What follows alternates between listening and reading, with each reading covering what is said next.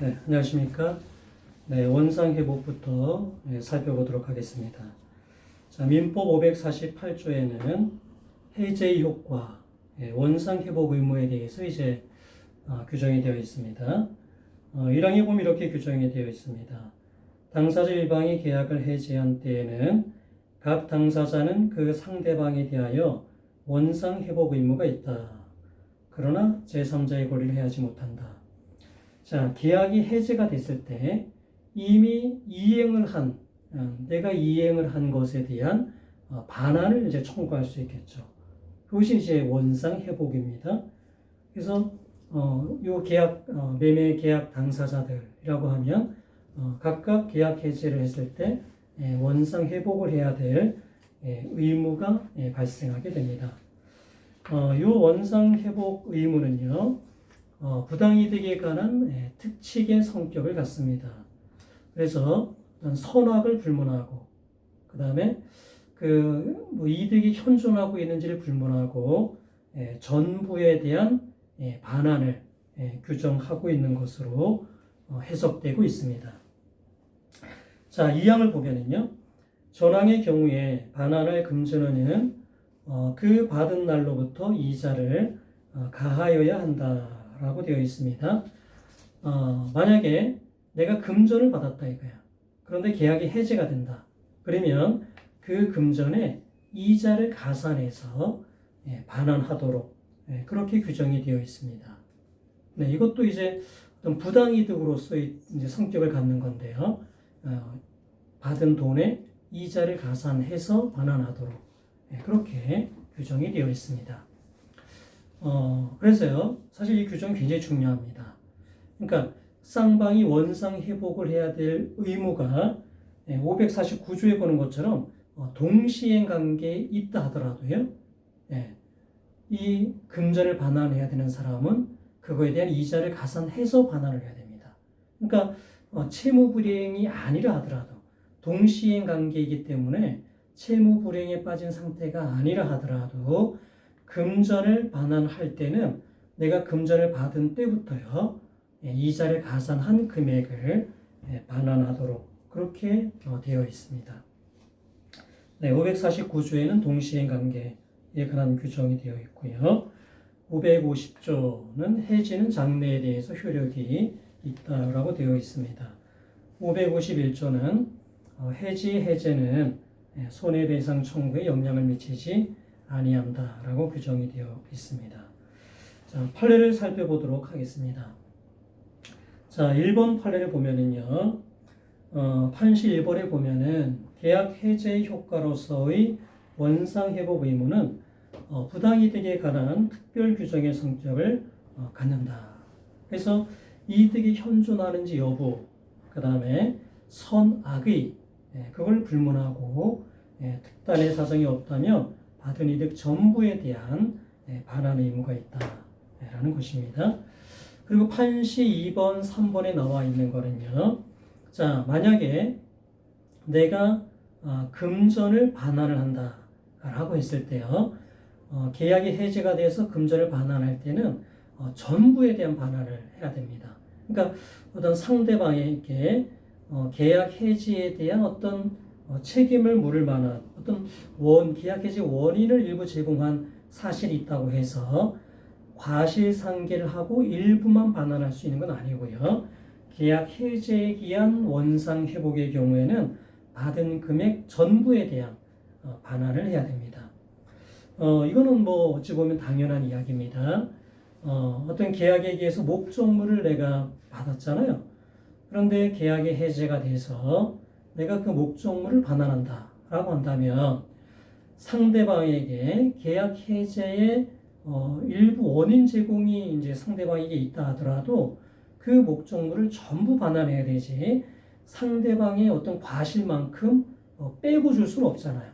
계약이 해제가 되면 전부를 반환해야 되는 거니까요. 금전의 경우에도 과실상계하지 않고 그대로 반환을 해야 된다라는 겁니다. 자, 그 다음에 2번 판례입니다. 자, 2번 판례는 계약 해제로 금전을 반환할 때는 이자를 가산해야 된다라고 되어 있지 않습니까? 네, 이거는 부당이득 반환의 성질을 갖는 겁니다. 지연 손해금은 아닙니다. 그러니까 상대방에게 어떤 채무 불이행이 있었다. 그런 경우에만 이자를 가산해서 청구하는 게 아니에요. 원상 회복의 경우에는 금전의 경우에는 이자를 가산해서 지급하도록 어떤 부당이득에 관한 특별 규정의 성격을 갖는 겁니다. 자, 이 경우에 이자는요, 약정 이율이 있으면 약정 이율에 의하고 약정 이율이 없으면 법정 이율에 의합니다. 뭐 민사 사건이면 민사 법정 이율, 상사 사건이면 상사 법정 이율에 해당하겠죠. 자, 그리고 원상 회복 의무가 채무 불이행에 빠지게 되면은요, 이때 이제 지연 손해금이 발생하게 됩니다. 자, 이때 적용이 되는 지연 손해금률, 그것도 당사자의 약정이 있으면 그 약정에 의하게 됩니다.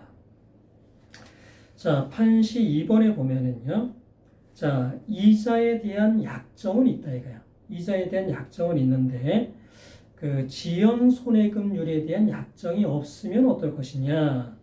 자, 이 경우에는 원칙적으로는 지연 손해금도 약정 이율에 의한다고 보는 게 보통입니다. 그런데 약정 이율이 법정 이율보다 낮은 경우에는요, 이 경우에는 지연 손해금은 법정 이율, 그러니까 약정 이율보다 더 높은 법정 이율에 의한다고 봅니다. 왜냐하면 이자 약정이 없는 경우에도 지연 손해금은 법정 이율에 따라서 받을 수가 있습니다. 그렇다면 이자 약정이 있는 경우라면 이 경우에는 이자 약정이 없는 것보다는 불리하면 안 되겠죠. 따라서 이 경우에는 이자는 약정 이율에 의하고 지연 손해금은 법정 이율에 의한 것으로 보게 됩니다. 자, 이 사례를 보면은 자, 이런 경우입니다.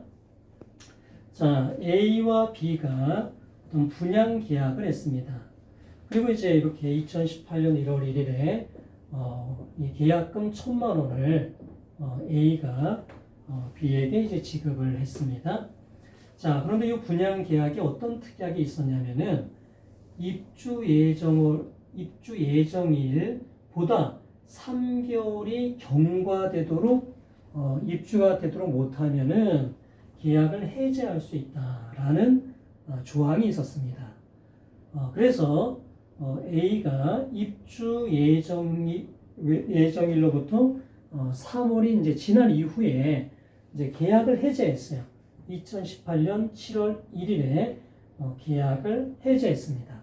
그리고 계약금 1,000만 원의 반환을 구한 경우입니다. 자, 그리고 그 계약서에는 이런 약정이 있었어요.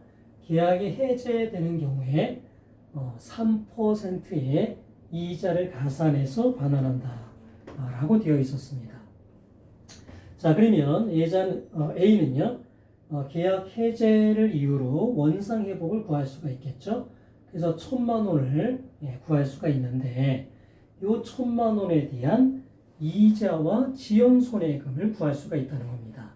자, 그래서 이 1,000만 원이 지급된 1월 1일부터요.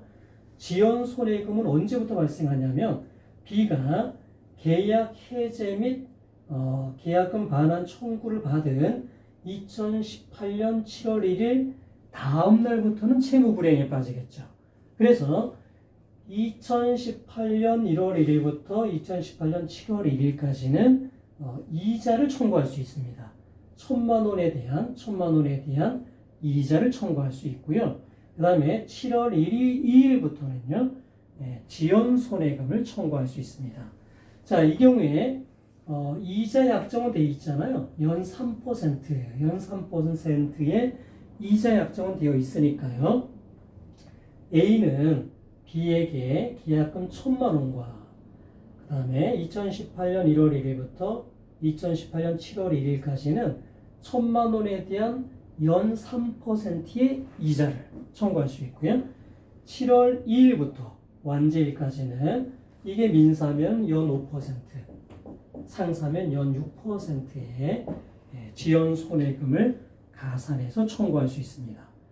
그리고 물론 만약에 소를 제기했다고 하면은 소장 부분이 송달된 다음 날부터는 연 12%의 소촉법상의 지연 손해금도 청구할 수 있습니다.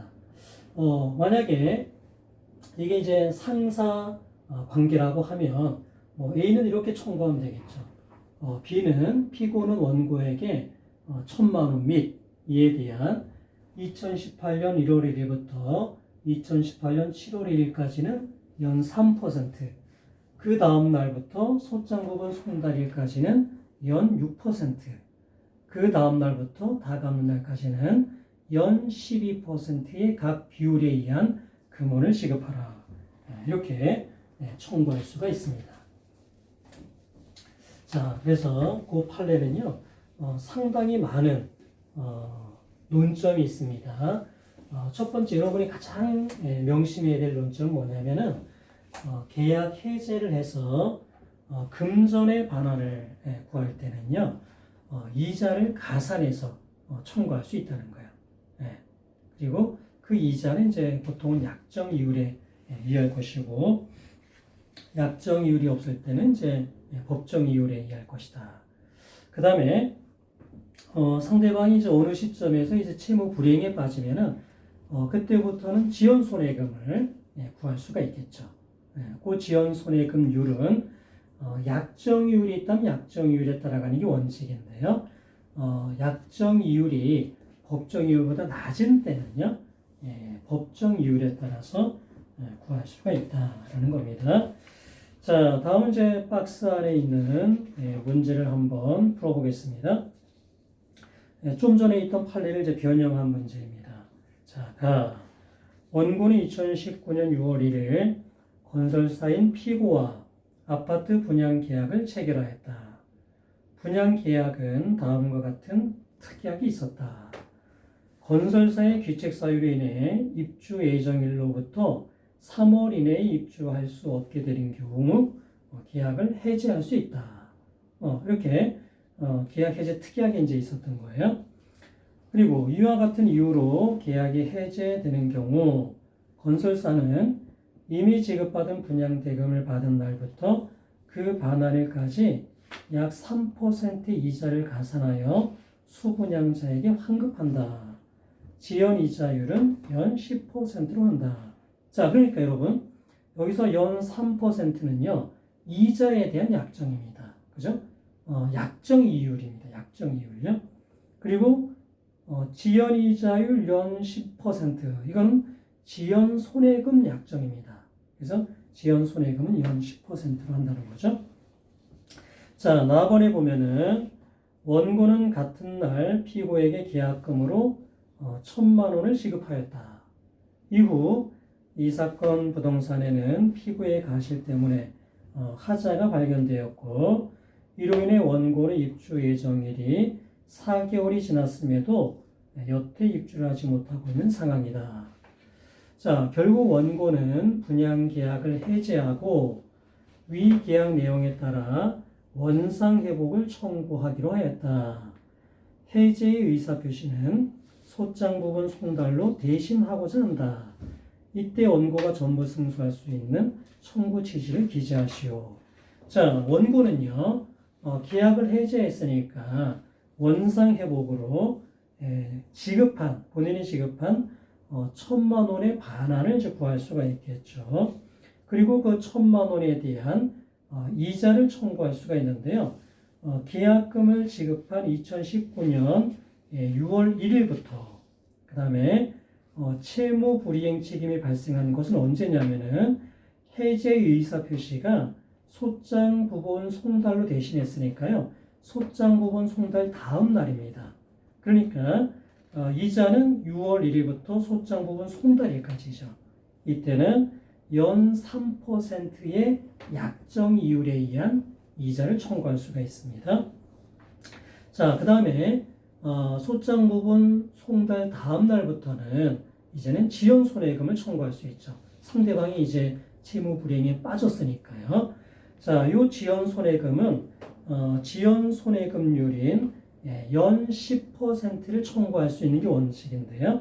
자, 요 사건의 경우에는 소장 부분이 송달됐기 때문에 소촉 법상에 연 12%가 또 적용될 수 있기 때문에 더 높은 소촉 법상에 연 12%에 의한 지연 손해금을 청구해 주면 되겠다.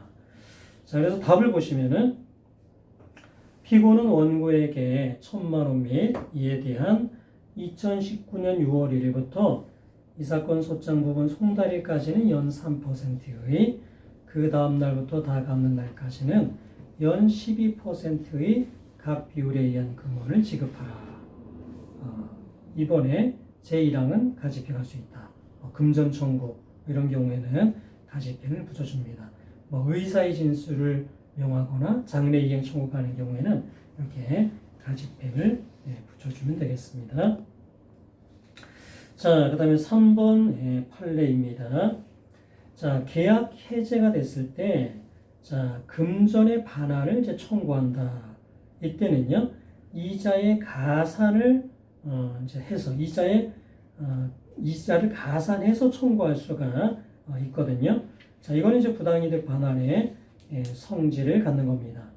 자, 이 경우에는요, 상대방이 채무 불이행에 빠지기 전이라면 이거는 지연 손해금은 아닙니다. 그러니까 상대방이 채무 불이행에 빠지기 전까지 이자를 가산하는 거는요, 부당이득 반환의 성질을 갖는 거기 때문에 거기에다가는 소촉법상에 연 12%의 지연 손해금을 청구할 수는 없는 겁니다.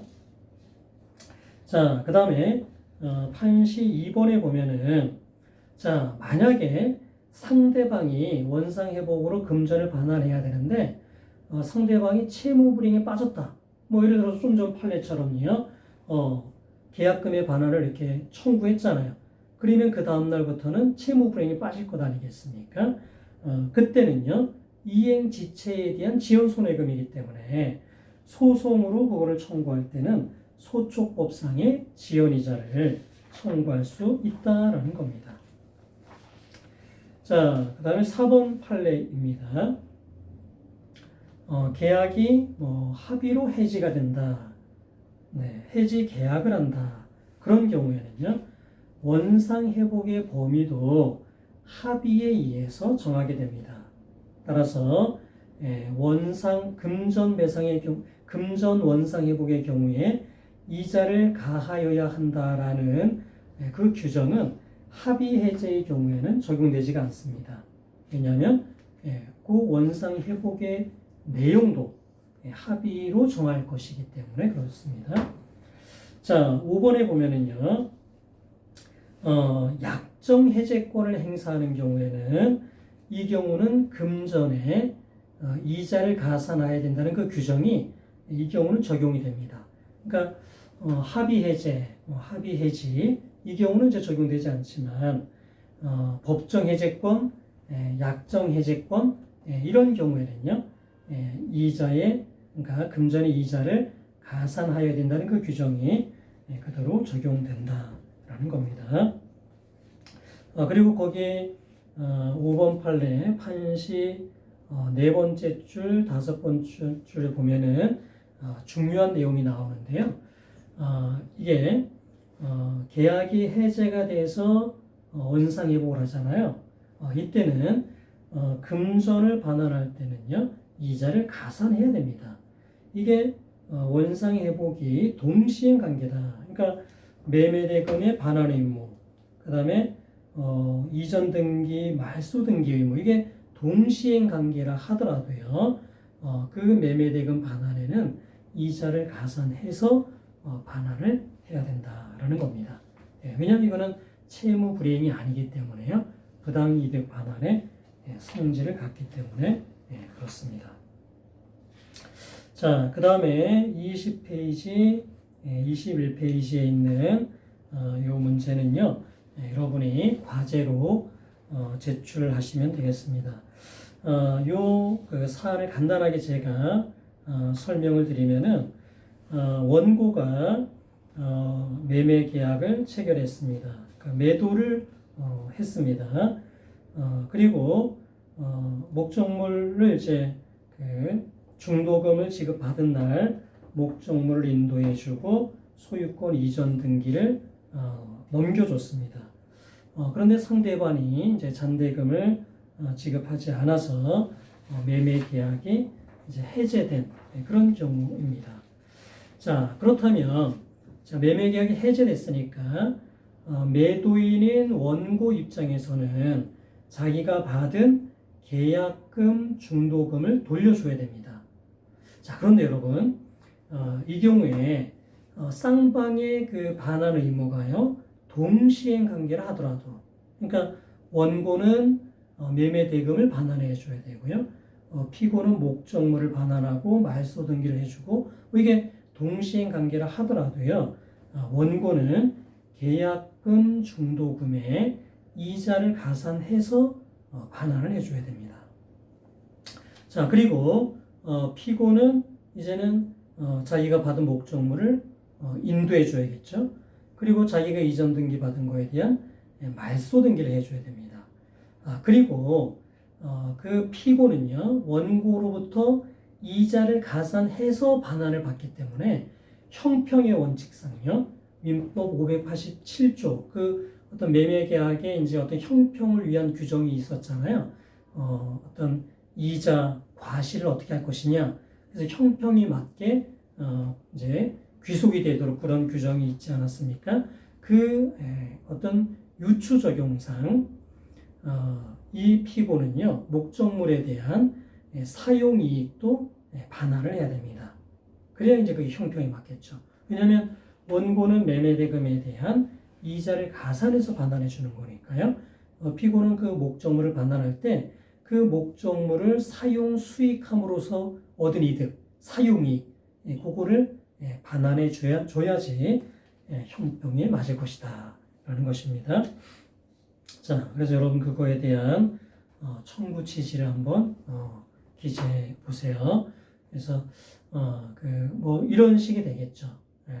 그러니까 피고는 원고로부터 계약금, 중도금, 그것에 대한 이자를 지급받은과 동시에 목적물을 인도하고 말소 등기를 하고 그다음에 사용이익을 반환하라고 하고 뭐 그런 관계가 될 테니까요. 그러한 내용의 청구 지시를 기재해 보시기 바랍니다. 자, 다음 이제 6번 판례입니다. 자, 이제 6번 판례는 이제 계약이 무효가 된 경우입니다. 자, 계약이 무효가 됐다. 계약이 취소가 됐다. 뭐 이런 경우에도 이제 서로 이행받은 것들을 이렇게 이제 반환해야 될 수가 있잖아요. 그런 경우에 우리가 좀 전에 살펴봤던 계약 해제에 있어서의 원상회복에 관한 그런 규정은 적용되지 않고요. 이때는 일반적인 부당이득 반환의 법리에 따르게 됩니다. 자, 그래서 계약이 이제 무효가 됐다라는 겁니다. 자, 그런 경우에 쌍방이 이제 이행받은 물건을 이제 반환을 해야 되는데 이때도 이제 동시이행 관계입니다. 자, 이 경우에요. 자, 만약에 그 금전을 이제 받은 사람이 매매 대금을 받았다 이거예요. 매매 대금을 받은 사람이 이거를 이제 돌려준다 이거예요. 이 매매 대금을 돌려줄 때 이자를 가산해야 되느냐? 자, 원상회복에 관한 그 규정은 계약 해지에 대한 원상회복에 관한 규정은 적용되지 않기 때문에 무조건 돌려줘야 되는 것은 아닙니다. 자, 이 경우에는 부당이득에 관한 규정이 적용이 돼요. 자, 선의의 경우다. 선의의자다라고 하면 이 경우에는 이자를 돌려줄 의무는 없습니다. 자, 그런데 악의의 수익자다라고 하면은 이 경우에는 이자를 붙여서 반환해야 되고요. 또 손해가 있으면 손해까지 배상을 해야 됩니다. 그렇게 우리 민법 748조 2항에 규정이 되어 있습니다. 자, 이 사례를 보면은요, 네, A 종중이요, B로부터 부동산을 이제 매수한 경우입니다. 여기 이제 매수인이고요, 여기는 이제 매도인입니다. 자, 이제 매매 계약이 이루어졌고요. 자, 이 매매 계약에 기해서 종중은 매도인 B에게 13억 원의 매매 대금을 지급을 했습니다. 자, 그런데 이게 이제 종중이잖아요. 종중에서는요, 어떤 총유 재산에 대한 처분을 할 때는 총회의 결의가 이제 있어야 되는데요. 그 결의가 이제 무효로 밝혀졌습니다. 그래서 이제 이 매매 계약이 이제 무효가 돼서 A가 요 B에게 매매 대금의 이제 반환을 구한 경우입니다. 자, 그런데 요 종중도 B로부터 이제 이전 등기를 받았기 때문에 이걸 이제 말소 등기를 해야 돼요. 이게 이제 동시행 관계입니다. 동시행 관계. 그래서 이제 요 B는 13억 원을 반환해주고 A는 이제 말소 등기를 해주면 되고, 이게 동시행 관계 때문에 이제 이기 때문에 원칙적으로는 뭐 채무 불이행이 이제 생기지 않죠. 그래서 13억 원에 대한 지연 손해금 같은 거는 이제 청구할 수가 없습니다. 그리고 원칙적으로 이제 이자도 이게 계약 해제에 의한 것이 아니기 때문에 이자를 가산하여야 된다라는 그 규정이 적용되진 않습니다. 그런데 이 사안에서는요, 요 B, 매수인인 B가 악의의 수익자로 인정이 됐습니다. 왜냐하면 B는 종원이었고요. 그리고 같은 마을 종원이 13인밖에 없었습니다. 그래서 요 매매 체결의 어떤 매매의 어떤 처분에 대한 총회 의결에 요 B도 이제 관여를 했어요. 그러니까 그 총회 결의가 무효다라는 사실을 충분히 알 수가 있는 그런 당사자였습니다. 그래서 요 B는 악의의 수익자다. 그래서 요 매매 대금을 반환할 때 13억 원에 대한 이자, 그래서 이제 민사법정 이율인 연 5%의 이자를 가산해서, 그러니까 요 13억 원을 받은 날부터겠죠. 받은 날부터 반환할 때까지 연 5%의 이자를 가산해서 반환하라. 그렇게 판결이 난 경우입니다. 자, 그러니까 똑같은 이제 매매 계약이요. 이게 이제 어떤 무효가 됐다 이거예요. 그런데 이게 계약 해제로 무효가 된 경우에는 그 원상 회복에 관한 특별 규정이 적용되는 거고요. 그게 아니라 무효나 취소 이런 경우에는 부당이득 반환에 관한 규정이 적용되게 됩니다. 자, 그 다음에 이제 7번 판례입니다. 자, 계약이 해제가 됐을 때요, 원상 회복은 받은 이득 전부에 대한 반환이다라는 겁니다. 자, 요 사례에서는요, 원고로부터 피고가 요 부동산을 매수했습니다. 그러니까 여기가 이제 매도인이고요, 여기가 이제 매수인입니다. 이게 이제 2005년 12월 13일에 이러한 매매 계약이 있었습니다. 자, 그런데 피고가 이 부동산을 이렇게 소외인에게 2006년 3월 10일에 6천만 원에 매도를 했어요. 다시 이제 팔아서 소유권을 이제 넘겨줬습니다. 자, 그런데 요 원 피고 사이에 요 매매 계약에 관한 분쟁이 상당히 이제 오래 지급이 되다가 지속이 되다가 2011년 3월 16일에 피고가 매매 대금 일부를 미지급했다라는 이유로 계약이 이제 해제가 된 사안입니다.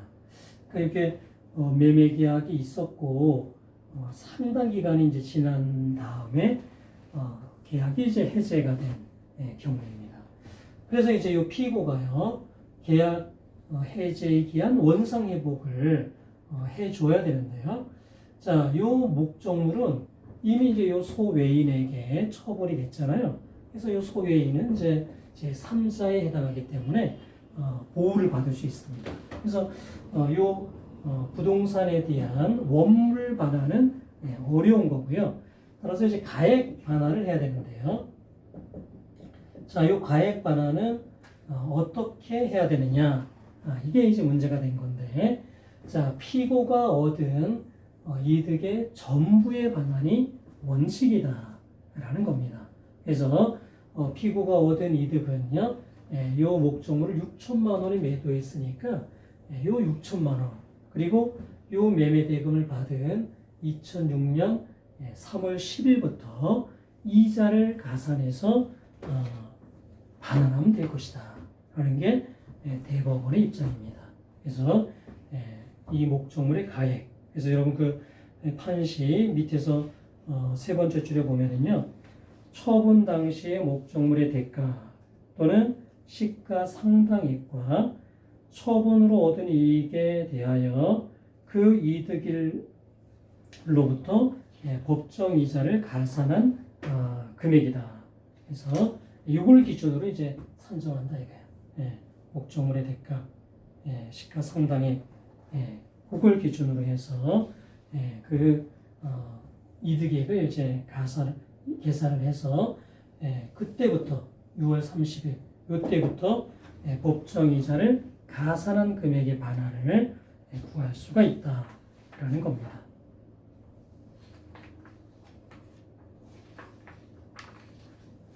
자, 그래서 그 계약 해제로 인한 원상 회복은요, 특별한 그 규정이 있으니까 그걸 여러분이 잘 기억을 하시면 좋겠습니다. 자, 다음은 이제 약정 해제입니다. 자, 1번 판례를 보면은요, 자, 우리가 이제 약정 해제라고 하면은 보통 이제 계약금, 내가 이제 계약금을 지급했으면은 그 계약금을 포기하고 계약을 해제하고, 또 계약금을 이제 받은 입장에서는 그 계약금의 배액을 상환하고 계약을 해제하는 어떤 이제 그 계약금 해제에 대해서 이제 익숙한데요. 자, 그거 외에도 어떤 계약을 해제할 수 있는 특약이 이제 있는 경우가 있습니다. 자, 그래서 그 특약에 근거해서 계약을 이제 해제한다라는 것이죠. 그래서 그런 경우에는 계약금 해제가 아니다라는 거예요.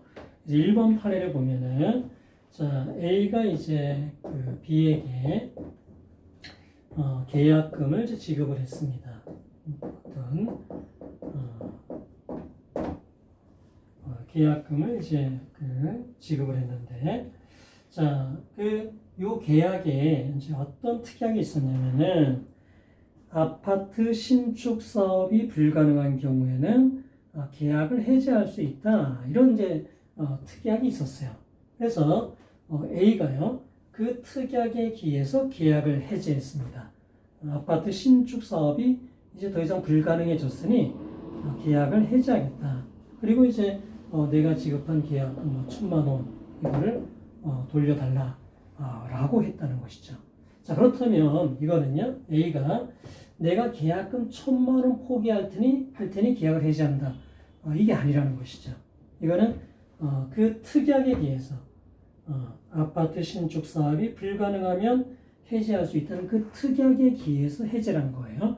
따라서 이 계약금 1,000만 원에 대한 반환을 청구할 수 있다라는 겁니다. 그래서 이러한 특약에 따라서 약정 해제권을 행사하는 경우에는요, 해약금 약정에 기한 해제권 행사로 볼 수는 없다라는 것이죠. 자, 그 다음에 판시 2번도 여러분이 잘 기억하셔야 됩니다. 자, 계약금이 수수가 됐다. 그런 경우에는요, 해약금으로 추정을 하잖아요. 그래서 계약금을 지급한 사람은 그거를 포기하고 계약을 해지할 수 있고, 받은 사람은 배액을 상환하고 계약을 해지할 수 있고, 그렇게 해약금으로 이제 추정을 하는데, 위약금으로까지 추정하지는 않습니다. 자, 그래서 그 계약금 상당액을 위약금으로 약정을 할 때는요, 반드시 특약이 있어야 됩니다. 자, 만약에 그런 계약금을 위약금으로 한다는 특약이 없는 경우에는요, 그런 경우에는 채무 불이행을 이유로 계약을 해지할 경우에도 그게 손해배상의 예정으로 되는 건 아닙니다. 그래서 계약금 상당의 손해배상을 하라, 뭐 이렇게 할 수는 없는 거예요. 실제 손해액을 입증을 해야지 됩니다. 그래서 이 계약금은 해약금으로는 추정이 되지만 위약금으로는 추정이 안 되기 때문에 위약금 특약이 있어야 됩니다. 그러니까 계약금을 위약금으로 한다, 뭐 이런 특약이 있을 때 그 경우에 이제 손해배상 예정이 있는 것으로 본다라는 것이죠. 자, 그 다음에 2번 판례는요. 자, 매도인이 계약금 일부만 지급을 받았습니다. 자, 계약금이 이제 1억이다, 이거 1억 원. 그런데 그 중에 1,000만 원만 이제 지급을 받았다, 이거예요. 자, 그러면 매도인이 이 계약을 파기하기 위해서는 이 계약금 받은 1억 원을 돌려주고 1억 원을 이제 또 지급을 해야 되는 것인지, 그러니까 배액을 상환해야 되는 그 기준액이 1억 원인지, 아니면 실제 수령한 이 1,000만 원의 배액만 상환하면 되는 것인지, 이것이 문제가 됐습니다. 자, 판례는요, 계약금으로 봐야 된다. 계약금. 이 계약금의 배액을 상환해야지 계약을 해지할 수가 있다. 만약에 이 금액으로 본다고 하면은 계약의 구속력이 약화되기 때문에요. 그건 바람직하지 않다라는 겁니다. 그래서 실제 교부받은 계약금이 아니라 약정 계약금, 약정한 그 계약금이 계약금이 된다라는 것이죠. 그래서 계약을 해지하기 위해서는 그 금액의 배액을 상환해야지 된다라는 겁니다. 자, 그 다음에 3번, 4번은요. 계약금을 이제 포기하고 계약을 해지한다. 그 해약금 이제 해지를 하는 경우에도요. 이미 이행에 착수가 있었다면요. 더 이상 계약금 해제는 안 된다라는 겁니다. 더 이상 해제권을 행사할 수 없다라는 거예요. 그 이유는 일단 이행에 착수한 경우에는 뭐 비용도 발생했고 또 계약들이 이행되리라는 신뢰도 생겼기 때문에요. 이행에 착수가 이미 됐다라면 더 이상은요 계약금 해제는 인정되지 않는다라는 겁니다. 자, 3번 판례는요. 자, 매수인이 자, 이제 매매 계약 당일에 자기의 매수금의 일부를 자, 매도인에게 채권 양도를 하는 방법으로 이제 지급을 한 거예요. 그러니까 이제 매수인이 매매 대금을 지급해야 되는데 제3자에 대해 가지고 있는 채권을 매도인에게 양도하는 그런 약정을 했어요. 그런데 그 자리에 이제 제3자도 이제 참석을 해 있다라는 겁니다. 자, 그러면 매매 계약과 함께 이런 채권 양도에 의해서 매매 대금의 일부 이행에 착수가 있었다고 볼 수 있죠. 자, 따라서 이 경우에는 더 이상 계약금 해제는 인정되지 않는다라는 겁니다. 자, 그 다음에 이제 4번 판례입니다. 자, A와 B가 이제 매매 계약을 체결했습니다. 자, 그런데 여기 이제 매도인인데, 이 부동산의 가격이 이제 올라가니까, 요 이제 매도인이, 대금을 좀 올려달라. 이런 이제 요구를 하는 겁니다. 자, 그러자, A가요, 원래 매도금 지급하기로 한 기일보다 먼저 이제 그 매도금을 지급을 했습니다. 그러니까 이행기보다 먼저 이제 이행에 착수를 하게 된 것이죠. 자, 이런 경우에도 일단 이행에 착수가 되었기 때문에 더 이상 A는요, 자기가 받은 계약금의 배액을 상환하는 방법으로 해제권을 행사할 수는 없다라는 겁니다. 왜냐하면 이행에 착수했으니까요. 근데 이행기보다 먼저 착수한 게 문제가 될 수 있잖아요. 그런데 이런 경우에도 이행기 전에 이행의 착수가 허용돼서는 안 될 만한 불가피한 사정이 있는 것이 아니라면 이러한 이행기 전에 이행의 착수는 인정된다라는 겁니다. 그런 특격이 없다면 그런 이행의 착수는 가능하고 더 이상 계약금 해지는 인정되지 않는다라는 것입니다. 자, 그래서 이제 매매에 대해서 살펴봤고요. 잠깐 쉬었다가 대여금에 대해서 살펴보겠습니다.